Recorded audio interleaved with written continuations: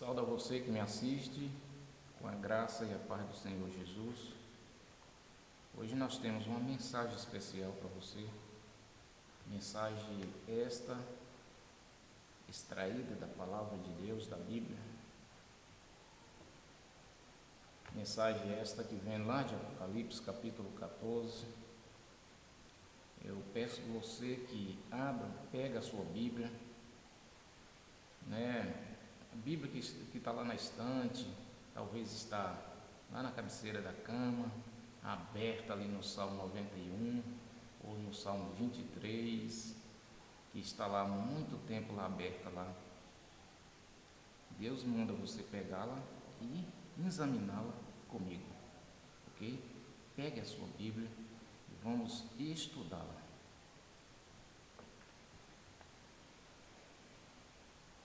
O título da mensagem é: Não tem descanso os adoradores da marca da besta. Não tem descanso nem de dia nem de noite os adoradores da marca da besta. Ok? Pegue a sua Bíblia, faça a sua oração lá, conversa com Deus, peça a Deus sabedoria para compreender o teu querer.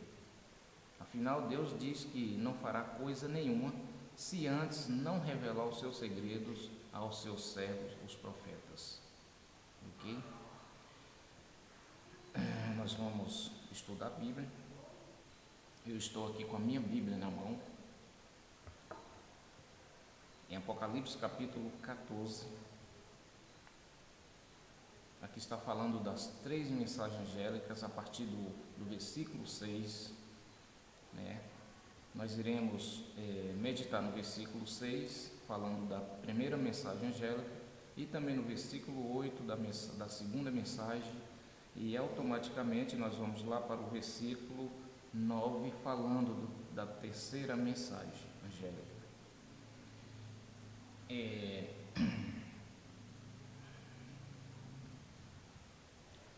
No versículo 6 do capítulo 14 de Apocalipse, João vê outro anjo voar pelo meio do céu, tendo o evangelho eterno para pregar os que assentam sobre a terra.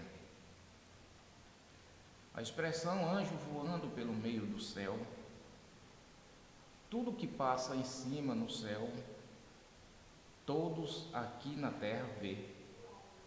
E essa expressão de anjo voar pelo meio do céu, é como se João falasse que este evangelho pregado por esses mensageiros, porque anjo é mensageiro, de acordo com Gálatas capítulo 4, versículo 14, anjos são mensageiros. E quando João vê anjos voando pelo meio do céu, tendo o evangelho eterno para pregar, é porque João gostaria, de acordo com a mensagem, que todos vissem esta mensagem. Evangelho eterno significa que não teve mudança, tempo nenhum. É de quando começou, findará também. Assim, quando começou, o Evangelho eterno é este. Ok? Mas aqui entra o segundo anjo, entra aí o segundo anjo dizendo: seguiu-se outro anjo, o segundo anjo, dizendo: caiu a grande Babilônia, a que tem dado a beber a todas as nações do vinho da fúria da sua prostituição. Então veja, se você for ver a primeira mensagem, Deus é tão bom, Deus é tão maravilhoso, que antes de acontecer, Ele adverte as pessoas. A partir do versículo 6 ao 7, nós temos advertências de Deus para o povo, para toda a população, tribo, povo, língua e nação.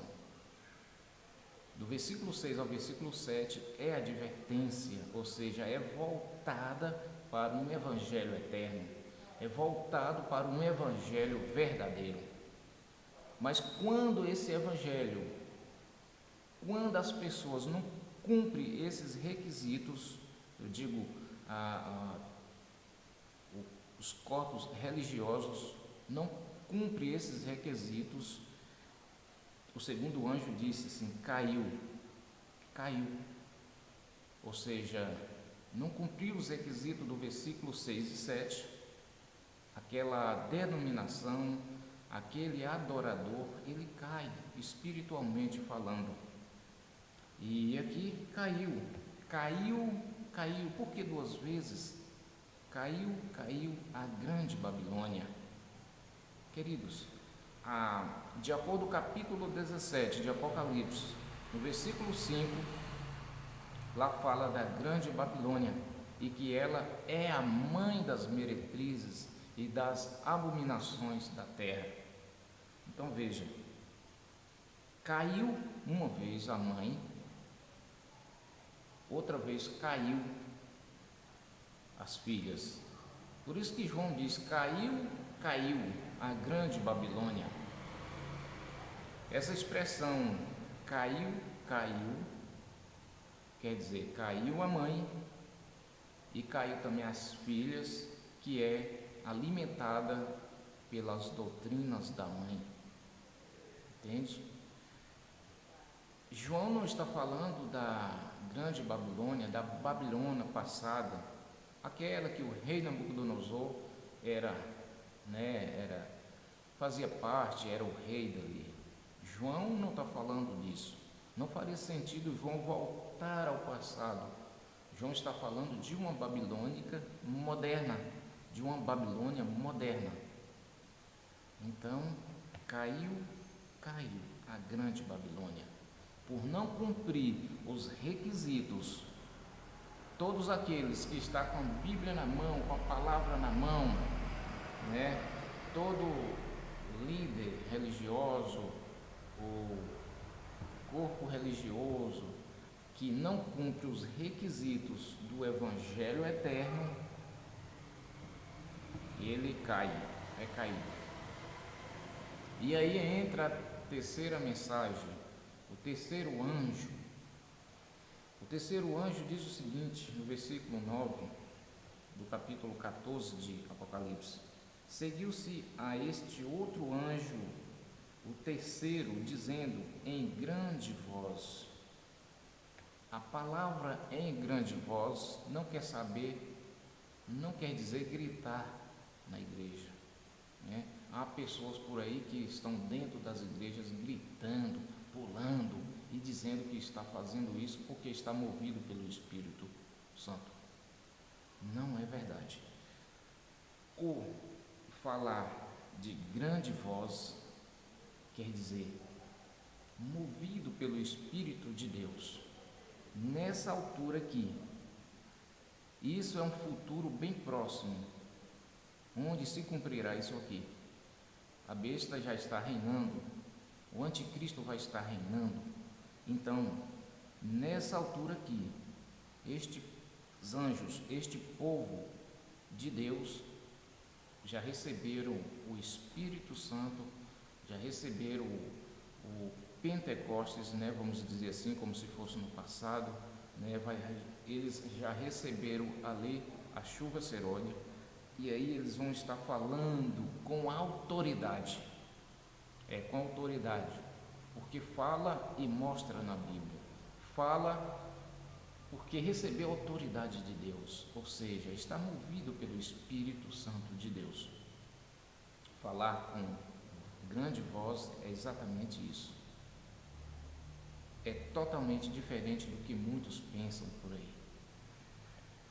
Então veja, este anjo, esse terceiro anjo, diz o seguinte: se alguém adora a besta e a sua imagem e receber a sua marca na fronte ou sobre a mão.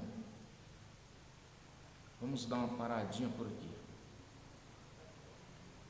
A voz do terceiro anjo está dizendo: se alguém adora a besta, quem é a besta?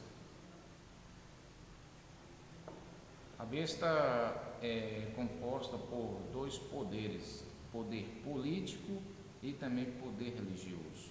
Ou seja, um poder religioso que tem autoridade pelo poder político.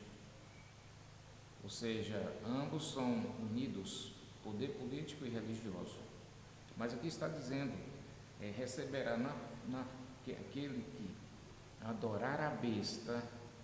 Entende que aqui está falando de religião. Quando se fala em adorar, está falando de religião.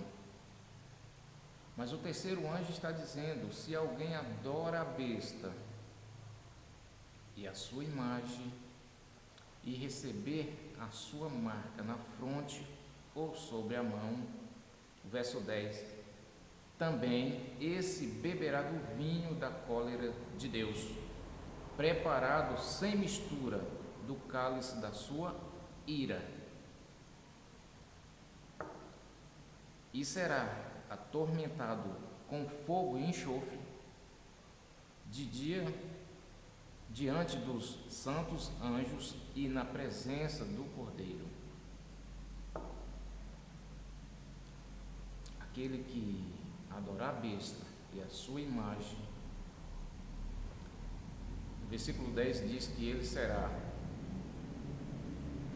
vai receber a ira de Deus sobre a sua vida. Ou seja, a punição de Deus cairá sobre este indivíduo.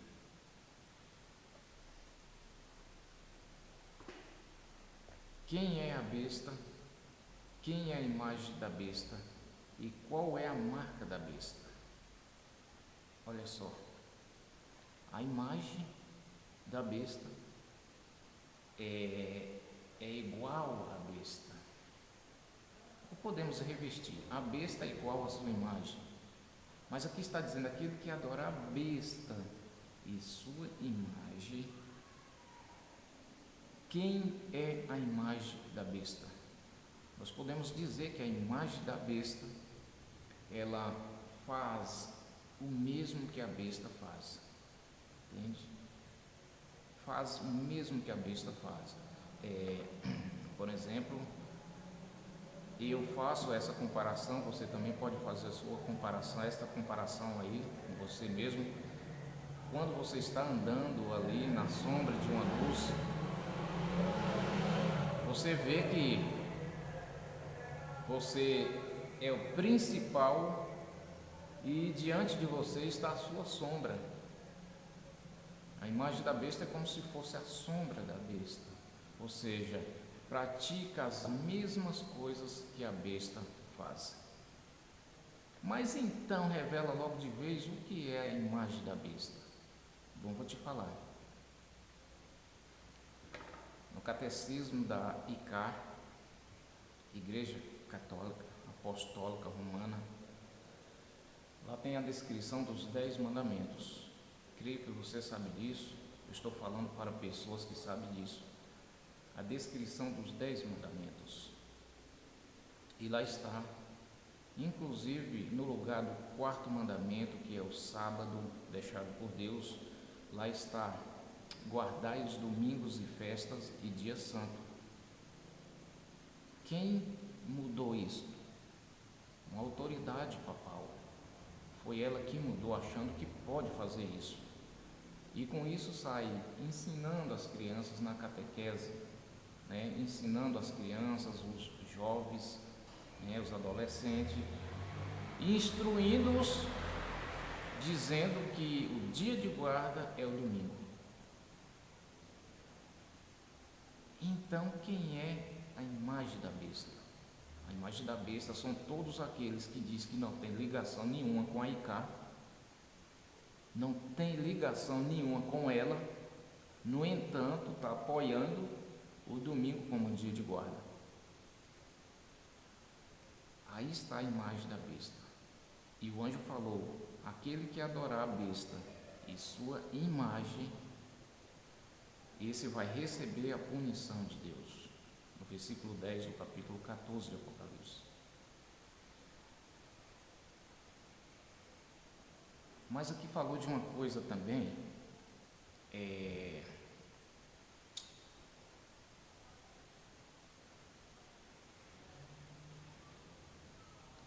a marca da besta, né? A marca da besta. Vamos para frente no versículo 11, depois eu vou explicar o que é a marca da besta. No versículo 11 diz assim: depois deles receberem a punição, a ira de Deus, né? Depois deles receber a ira de Deus, fogo com enxofre, diante dos santos anjos e na presença do Cordeiro, no versículo 11 continua dizendo: a fumaça do seu tormento sobe pelo século dos séculos e não tem descanso algum, nem de dia nem de noite, os adoradores da besta, da sua imagem e a quem quer que receba a marca do seu nome. Opa, aqui falou de marca também. Então nós temos aqui a besta, nós temos a imagem da besta e nós temos a marca da besta, no versículo 11. O que é a marca da besta? Bom, se a besta tem a marca dela, tem o sinal dela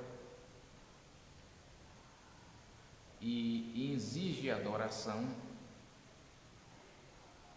Deus também tem o seu sinal, Deus tem a sua marca, o seu sinal. E por aí dá para nós compreendermos o que é a marca da besta.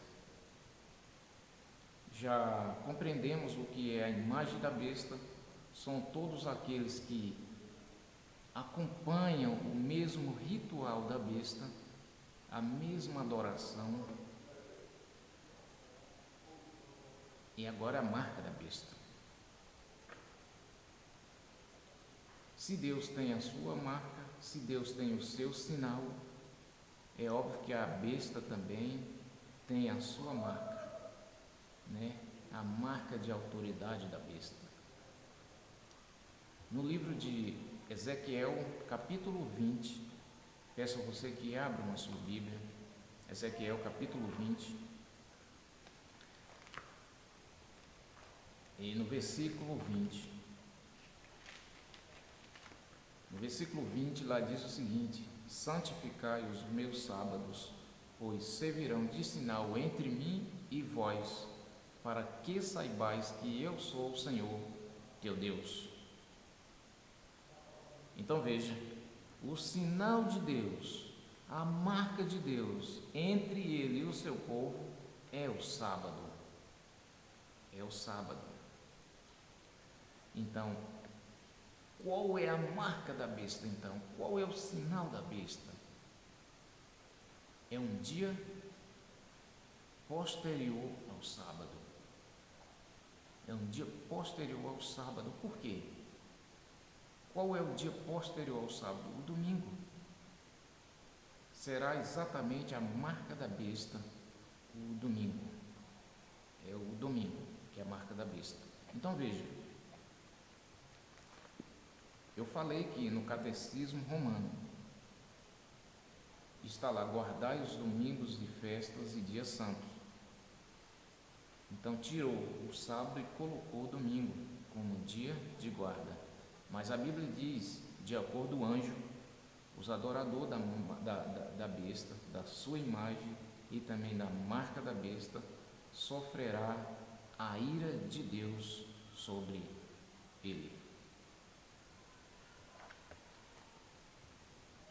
Em Romanos capítulo 1, no versículo 25, lá diz o seguinte: eles trocaram a verdade de Deus em mentira, servindo a criatura no lugar do Criador. Quem é a criatura e quem é o Criador? Quem foi a criatura que trocou o sábado pelo domingo? trocou a verdade pela mentira.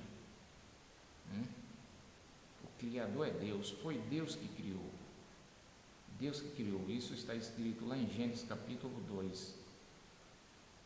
Deus criou tudo em 6 dias, no 7º dia Ele descansou, abençoou e santificou.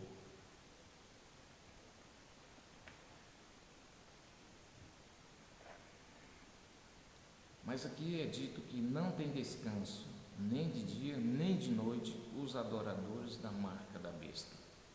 Eles vão sofrer, eles vão passar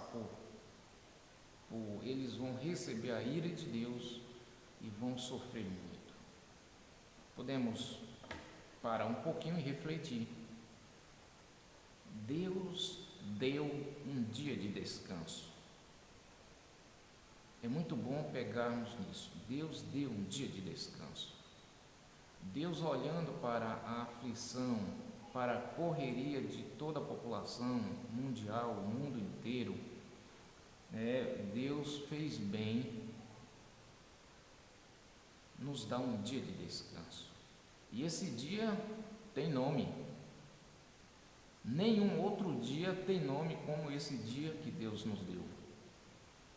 Lá é dito: lembra-te do dia de sábado para o santificar. Esse dia é o sábado. E diz mais: o 7º dia é o sábado do Senhor teu Deus. Êxodo capítulo 20, os versos de 8 em diante.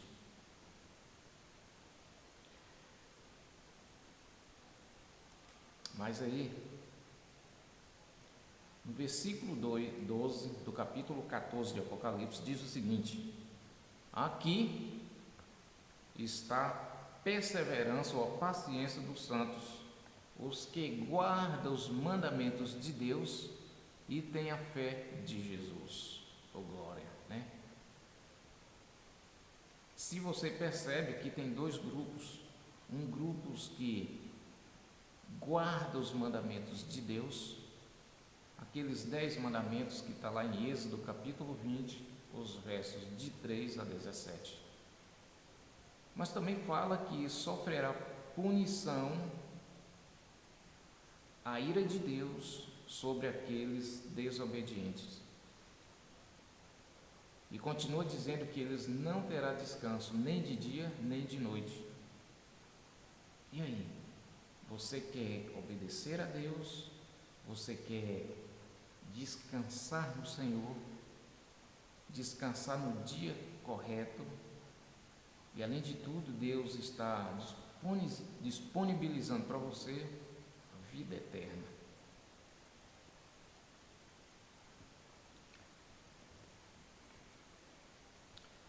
Mas aí, talvez você deve estar pensando: mas pastor, passou, isso foi mudado. Essa semana eu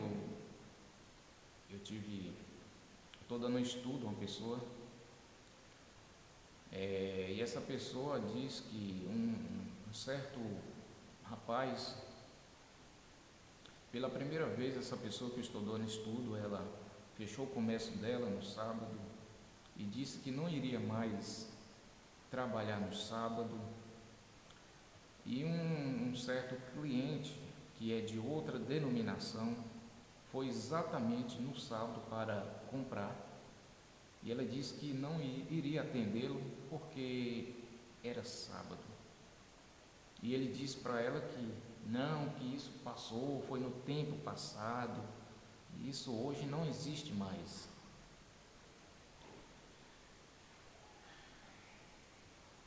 Talvez você que está me assistindo aí deve estar dizendo: pastor, mas isso passou, foi no tempo do Israel, não existe isso mais.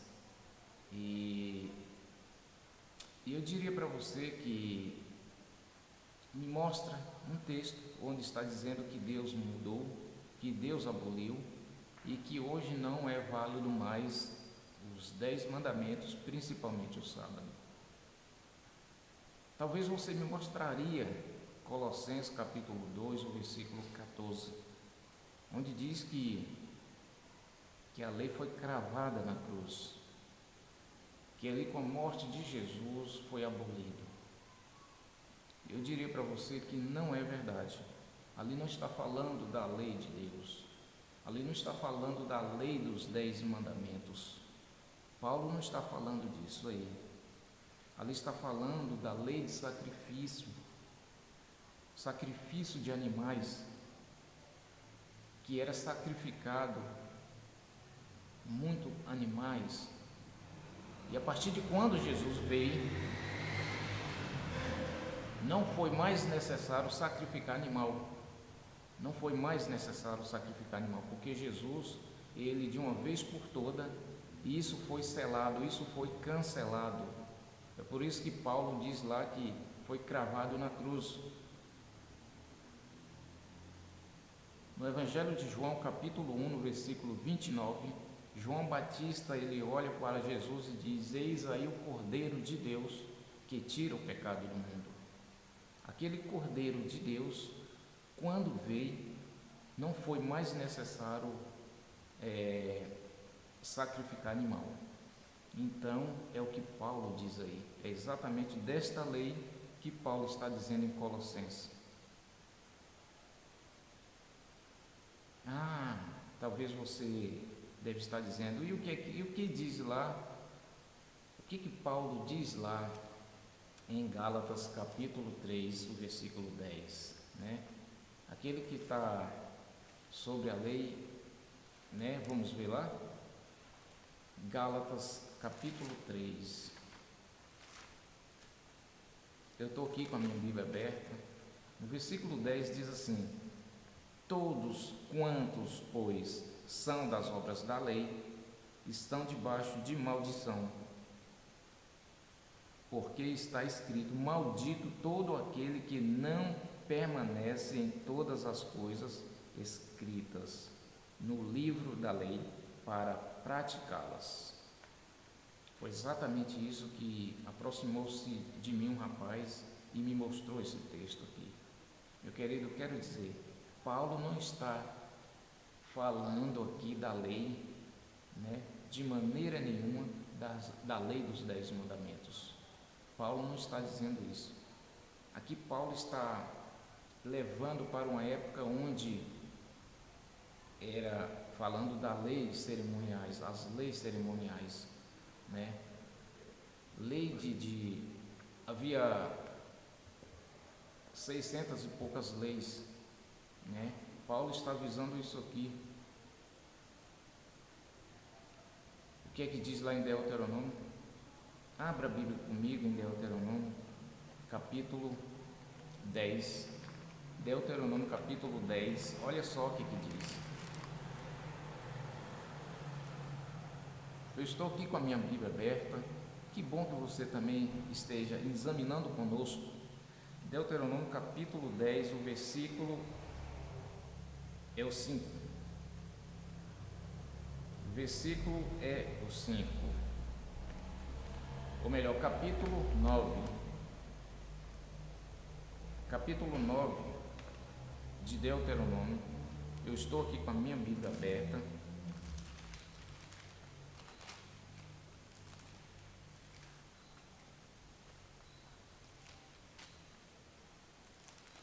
Deuteronômio, capítulo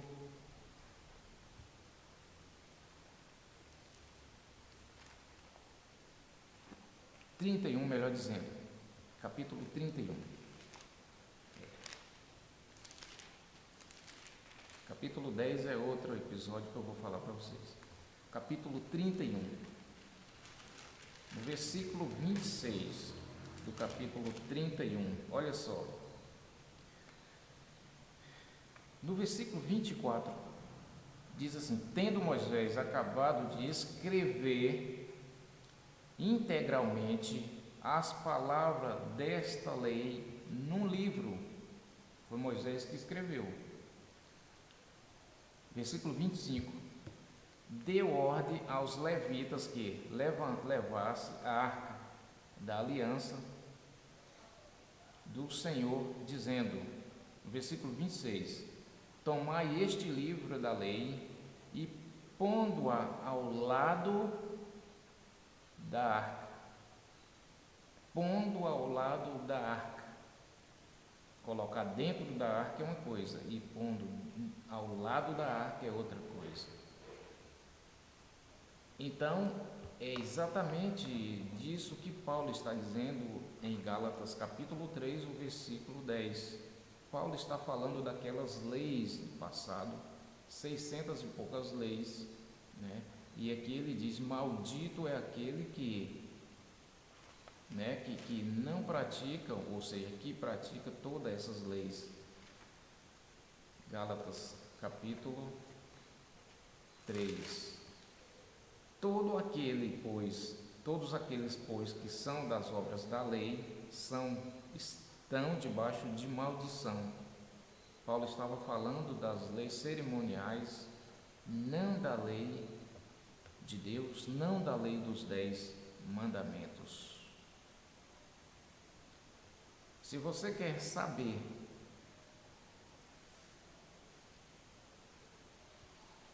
o que Moisés fez na época, isso está lá no livro de Deuteronômio, capítulo 5, o versículo capítulo 10 de Deuteronômio, versículo 5. Lá diz que foi colocado a lei, as 2 tábuas dos 10 mandamentos dentro da arca. Dentro da arca é diferente do que colocar o livro da lei por fora da arca. Ou seja, aquele livro por fora da arca são leis cerimoniais. É disso que Paulo está comentando aqui. Ok? É disso que Paulo está comentando aqui. É diferentemente do que colocar as 2 tábuas dos 10 mandamentos dentro da arca. Que maravilha, não? Deus é maravilhoso. E olha só onde essa arca está. Apocalipse capítulo 11. Peço a você que abra a sua Bíblia, Apocalipse capítulo 11, e veremos onde está esta arca. Eu estou aqui abrindo a minha Bíblia, você também deve abrir a sua Bíblia. Apocalipse capítulo 11, o versículo 19. E aqui diz assim no versículo 19: abriu-se então o santuário de Deus, que se acha no céu, e foi vista a arca da aliança no seu santuário, e sobreveio relâmpago, vozes, trovões, terremotos e grande saraiva. A arca da aliança de Deus está no céu, no santuário de Deus, especialmente no lugar santíssimo. Não era isso que acontecia aqui no santuário terrestre? A arca da aliança ficava no lugar santíssimo. O santuário tinha 2 compartimentos, o lugar santo e o santíssimo, e a arca ficava no santíssimo. Aqui, de acordo com Apocalipse 11, verso 19, a arca de Deus está lá no céu, no lugar santíssimo. E o que tem dentro dela? As 2 tábuas dos 10 mandamentos. É exatamente isso, querido amigo, para você que diz que foi abolido. Não foi abolido. Sabe por quê? Eu digo para você que Paulo não está falando da lei dos 10 mandamentos. E olha só o que ele vai dizer, agora da lei dos 10 mandamentos. Romanos capítulo 7. Romanos capítulo 7. Olha só o que Paulo vai dizer sobre a lei dos 10 mandamentos. Eu estou aqui com a minha Bíblia aberta, abre também a sua e confira conosco. No versículo 12, Paulo vai dizer assim: por consequente, a lei é santa e o mandamento santo, justo e bom. A lei santa e os mandamentos é justo e bom. Que agora Paulo está falando da lei dos 10 mandamentos. Entendeu? Aliás, toda vez que Paulo falar contra a lei, Paulo está falando da lei cerimonial. Não tem nada a ver com a lei da lei moral, a lei dos 10 mandamentos. Ainda no versículo 7 do capítulo 7, olha só o que Paulo diz. Que diremos, pois? É a lei pecado? De modo nenhum. Não teria conhecido o pecado senão por intermédio da lei. Meu amigo, minha amiga, é pela lei de Deus que vem o pleno conhecimento do pecado. Se não há lei, não há pecado. Parou para pensar nisso? Se não existe lei, não existe pecado. Então pode fazer tudo o que você quiser. É verdade? Não existe pecado se não existe lei. Então, por que você ajoelha também lá na sua igreja e ora e pede perdão a Deus? Se não existe lei, já parou para pensar nisso? Então Paulo aqui está dizendo, que diremos, pois? É a lei pecado? Aí ele continua dizendo, de modo nenhum. Eu não teria conhecido o pecado, senão por intermédio da lei. Ficou claro? Pois é. Mas Paulo, ele continua aí em Romanos capítulo 3. Capítulo 3 de Romanos, volta para trás um pouco, o versículo 31. No versículo 31, Paulo diz o seguinte: anulamos, pois, a lei pela fé? Não, de maneira nenhuma. Antes, confirmamos a lei. É Paulo que está dizendo isso aqui. Paulo. Agora vai lá para o versículo 20 do capítulo 3. O versículo 20 diz assim: visto que ninguém será justificado diante dele por obra da lei. Exato, Paulo falou correto. Não seremos justificados diante de Deus por obra da lei. Olha só o que ele vai continuar dizendo.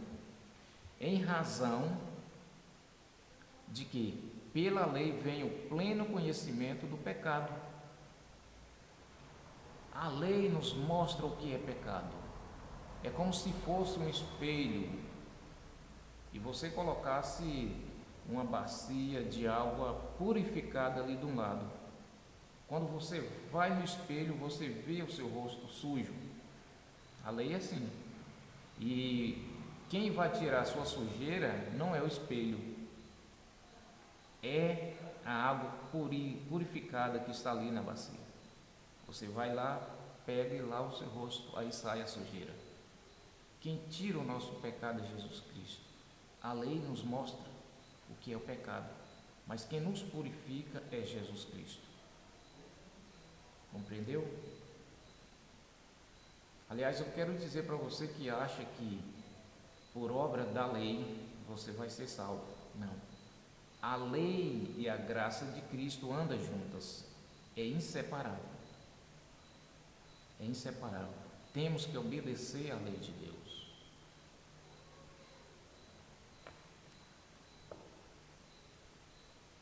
Em Romanos capítulo 4, verso 15, olha só o que diz. Está bem aí próximo. Capítulo 4 de Romanos, versículo 15. Diz assim: porque a lei suscita ira, mas onde não há lei, também não há transgressão. Foi o que foi dito. Se não há lei, não há transgressão, não há como transgredir. Você pode fazer o que quiser.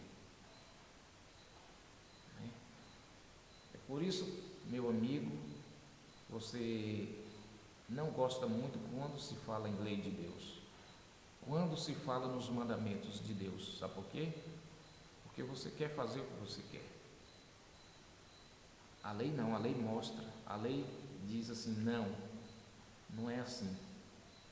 Mas como você quer fazer o que quer, e Jesus é para aceitar tudo, aí você não gosta quando se fala em lei. Mas a lei é para isso. Em 1 João capítulo 3, o verso 4, diz que o pecado é a transgressão da lei. Toma cuidado, viu? Está transgredindo, está pecando. O pecado é a transgressão da lei. E em Romanos capítulo 6, o verso 23, diz que o salário do pecado é o quê? A morte. Transgrediu a lei, está pecando, e o salário do pecado é a morte.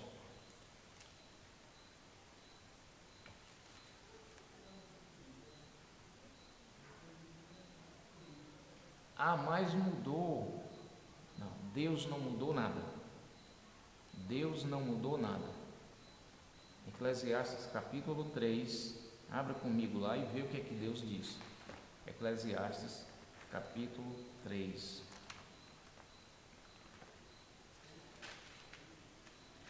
Eu estou aqui abrindo a minha Bíblia. Você também deverá abrir a sua palavra de Deus em Eclesiastes capítulo 3.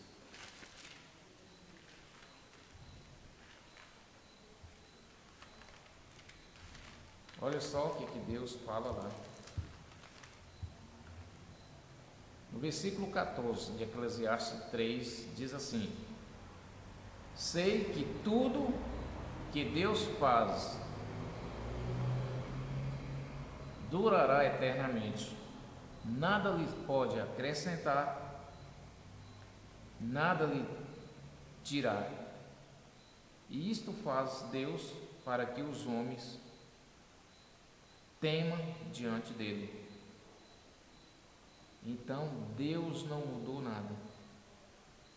Deus faz isso para que os homens temam diante dele. Ah, mas Jesus mudou. Ah, é? Jesus mudou?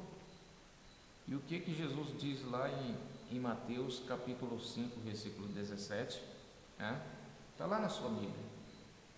Jesus disse que não veio abolir a lei nem os profetas, mas sim cumprir. Cumprir o que Deus o determinou. E ele cumpriu sim. Os 3 anos de ministério, Jesus pregou a verdade. Jesus pregou a verdade. A verdade é esta. Jesus não aboliu a lei. Jesus não aboliu a lei. Então que Deus te abençoe.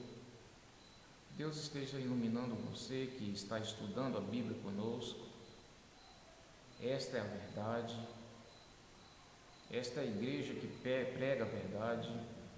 Igreja de advertência final. Una-se a nós na pregação deste Evangelho eterno. Nós estamos de braços abertos por acolher você. Estamos prontos também para instruir você na palavra. Se você quiser um estudo bíblico, nós estamos disponíveis. Aonde você quiser, nós estamos disponíveis a ir estudar com você a palavra de Deus. E lembra-se de uma coisa. Eclesiastes capítulo 12, o versículo 13 diz: de tudo que se tem ouvido, a suma é: teme a Deus e guarda os seus mandamentos, porque isto é um dever de todo homem. É um dever de todos. De todos. E eu faço um apelo a você que se comoveu com a mensagem. O apelo é Hebreus 3, o versículo 7 e 8. Se hoje ouvirdes a voz do Senhor, não endureçais vosso coração. Não endureça o seu coração. Esta é a verdade. É a verdade, é a palavra de Deus. Está escrito na sua Bíblia lá também. Ah, mas eu tenho uma Bíblia católica, é a mesma, viu? Está aqui também, a verdade que está aqui, está lá. Está lá também, ok? Que Deus esteja te abençoando nesta busca. Que Deus Deus esteja te abençoando, em nome de Jesus.